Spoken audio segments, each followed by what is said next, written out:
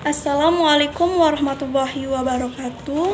Ya ayyuhalladzina amanu hal adulukum ala tijaratin tunjikum min azabin alim. Tu'minuna billahi wa rasulihi wa tujahiduna fisabilillahi bi amwalikum wa anfusikum dzalikum khairlakum in kuntum ta'lamun. Pertama-tama yang saya hormati Ibu Cita Aini Putri Silahi MAI selaku dosen pengampu mata kuliah akuntansi lanjutan 1 dan saya banggakan teman-teman sekalian. Perkenalkan, nama saya Emma Tresdianti dan teman saya Siti Jamila Aida Rambe. Baiklah, kami akan memulai presentasi yang berjudul tentang laba atas transaksi antar perusahaan aktiva tetap. Laba antar perusahaan atas aktiva tetap yang tidak dapat disusutkan. Transfer aktiva tetap yang tidak dapat disusutkan antar perusahaan afiliasi pada harga selain nilai buku menghasilkan laba atau rugi yang belum direalisasi bagi entitas yang dikonsolidasikan. Keuntungan atau kerugian antar perusahaan tampak dalam laporan laba rugi afiliasi penjual pada tahun penjualan. B. Laba antar perusahaan atas aktiva tetap yang dapat disusutkan. Penjualan aktiva tetap antar perusahaan yang harus disusutkan, didepresi atau diamortisasi mengakibatkan keuntungan dan kerugian yang belum direalisasi, yang direfleksikan dalam akun-akun afiliasi penjual. Pengaruh dari keuntungan dan kerugian tersebut dieliminasi dari laporan keuangan perusahaan induk dan konsolidasi sampai keuntungan dan kerugian tersebut direalisasi oleh entitas yang dikonsolidasikan melalui penjualan kepada entitas lain atau melalui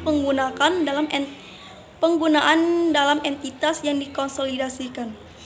Penjualan aktiva tetap yang dapat disusutkan arus ke bawah. Pengaruh awal keuntungan dan kerugian yang belum direalisasi dari penjualan aktiva yang dapat disusutkan arus ke bawah sama seperti pada aktiva yang tidak dapat disusutkan.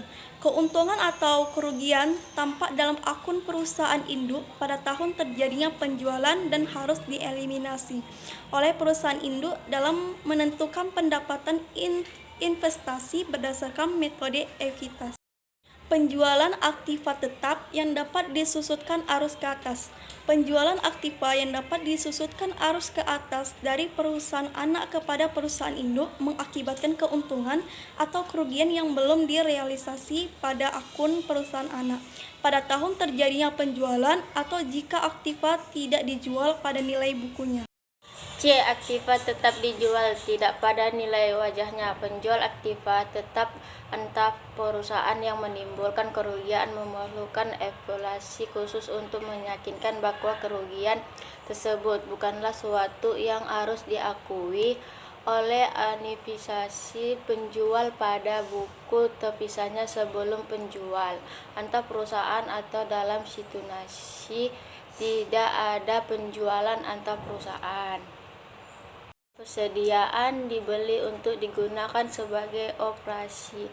Transaksi aktiva antar perusahaan tidak selalu dimasukkan ke dalam kategori persediaan atau aktiva tetapnya. Contohnya, persediaan mungkin dijual untuk digunakan dalam operasi perusahaan afiliasi. Dalam kasus ini, setiap laba bruto atas penjual tersebut akan direalisasi untuk tujuan laporan konsolidasi jika aktiva tetap tersebut disusutkan oleh afiliasi pemberi tersebut.